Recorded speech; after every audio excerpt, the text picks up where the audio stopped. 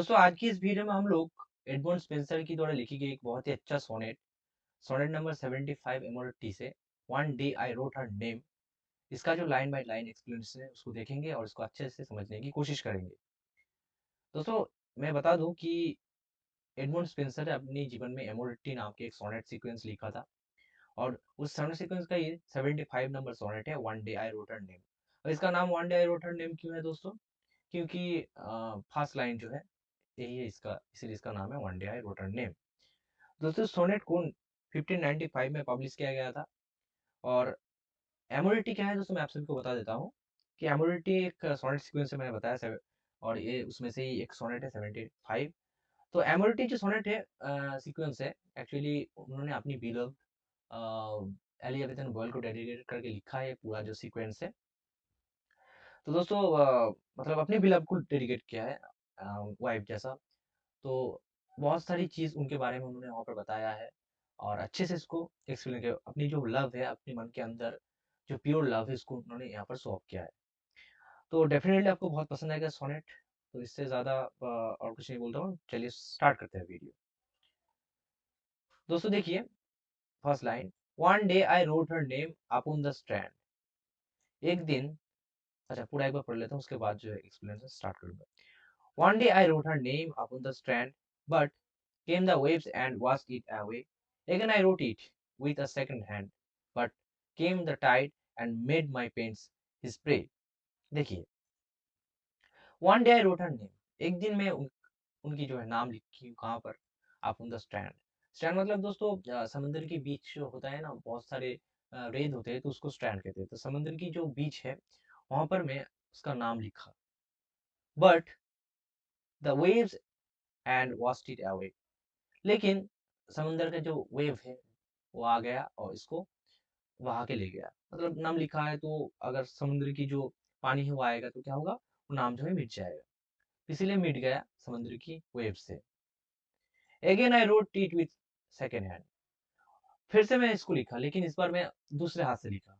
पहले हाथ जिसमें लिखा था उसमें नहीं, अलग हाथ से लिखा, शायद रह जाए इसमें, मिट ना जाए इस बार, इसलिए मैं सेकेंड हैंड से लिखा।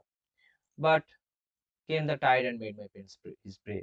लेकिन वापस जो है वो आ गया और मेरी जो हाथ की जो मेहनत है उसको अपना शिकार वहाँ मिला। मतलब मैंने जो लिखा था प्यार भरी जो नाम लिखा था, वो समंदर की जो वेव है उसने मिटा दिया।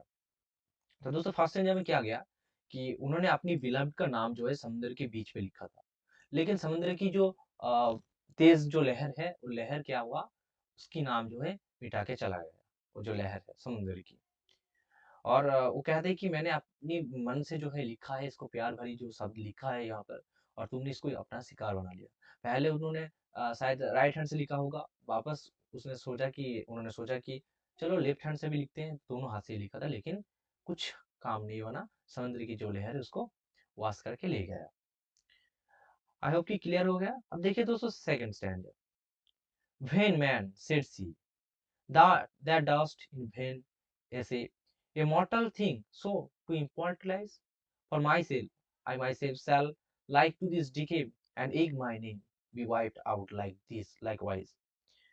देखिए यहाँ पर कहते हैं कि भेन मैन, तुम एक व्यर्थ मानव हो। मतलब व्यर्थ मानव मतलब क्या है कि तुम्हारी जो प्रचेष्टा है, तुम जो कोशिश कर रहे हो वो व्यर्थ है।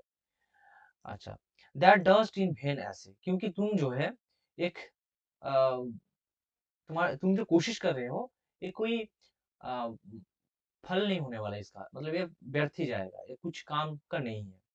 इसीलिए उन्होंने कहा था कि वेन मैन सेड सी, वो कहेगा कि तुम व्यर्थ इंसान हो, क्योंकि तुम जो है कोशिश जो है व्यर्थ कर रहे हो। तुम समुद्र की लहर के बीच में जो है नाम लिखने की कोशिश कर रहे हो, तो समुद्र की लहर जो है इसको तो मिटा देगा। लॉजिकली थिंकिंग के हिसाब से उन्होंने कहा है। इमॉर्टल थिंग सो टू इमॉर्टलाइज, तुम एक मरने की चीज को अमर करने की कोशिश कर रहे हो। मॉर्टल थिंग्स मतलब मरने की चीज, और इमॉर्टलाइज इसको तुम अमर करने की कोशिश कर रहे हो, क्योंकि मरेगा, डेफिनेटली मरेगा, तो तुम इसको इमॉर्टलाइज नहीं कर सकते हो। For I myself shall like to this decay, मुझे भी एक दिन जो है मेरा भी ऐसा ही असर होगा कि मैं भी एक दिन मिट जाऊंगा। डीके मतलब है मैं भी एक दिन नष्ट हो जाऊंगा, मैं भी एक दिन मर जाऊंगा। And if my name be wiped out like this, और मेरी जो नाम है, ठीक इस जैसा ही। एक मतलब है दोस्तों ऑल्सो, मेरा भी नाम जैसा है, इस जैसा ही जो है वाइप्ड आउट हो जाएगा, मतलब धो के चला जाएगा, वास्ट हो जाएगा। जैसे कि समुद्र की जो वेव है, तुमने जो लिखा है वो मिटा दिया, इस तरह से ही मेरी भी जो नाम है, जब मैं मर जाऊँगा तो सोसाइटी से मेरा जो नाम है वो भी मिट जाएगा। तो सेकंड स्टैंजा में क्या हुआ दोस्तों कि उनकी जो बिलव्ड है उन्होंने कहा कि तुम एक व्यर्थ प्रचेष्टा कर रहे हो, तुम्हारी जो कोशिश है वो व्यर्थ है, एक कुछ नहीं हो सकता। तुम एक मॉर्टल थिंग जो है इसको इमॉर्टलाइज करने की कोशिश कर रहे हो, मरने की चीज को तुम अमर करने की कोशिश कर रहे हो, और मेरा भी एक दिन ऐसा ही हासिल होगा, मैं भी एक दिन मर जाऊंगा, दुनिया छोड़ के चला जाऊंगा, और मेरी भी जो नाम है इस तरह से ही सोसाइटी से मिट जाएगी। ओके, उसके बाद देखिए, नॉट सो, नहीं ऐसा नहीं होगा। अच्छा, not so let baser things devise to die in dust, but you shall live by fame. My bars your virtues, rare shall eternize, and in the heavens write your glorious name. Not so, ऐसा नहीं होगा। अच्छा, code आए मतलब मैंने कहा, let baser thing devise, जो तुच्छ चीज है, जो सामान्य चीज है, उसको मिट जाने दो, to die in dust. To baser thing devise to die in dust, मतलब जो तुच्छ चीज है उसको मिट जाने दो, उसको मिट्टी में मिट जाने दो। But you shall live by fame, लेकिन तुम जो है, तुम्हारी जो नाम है वो फेम होके रहेगा, फेमस होके रहेगा, हर वक्त जो तुम्हारा नाम है वो फेम रहेगा, सभी इसको पहचानेगा। माई verse your virtues rare shell eternise, मेरी जो वर्स है, मेरी जो लाइन है, ये तुम्हारी जो इटरनाइज मतलब तुम्हारी जो क्षमता है, तुम्हारी जो खूबसूरती है, तुम्हारी जो लाइफ है, इसको इटरनाइज करेगा, अमर करके रख देगा। मेरी जो वर्स है, मैं जो लिखता हूँ, वो जब कोई और पढ़ेगा तो इसको इटरनाइज करके रख देगा। And in heavens write your glorious name, और तुम्हारा जो नाम है वो हेवन में ग्लोरियस मतलब एक महान नाम हिसाब से जाना जाएगा।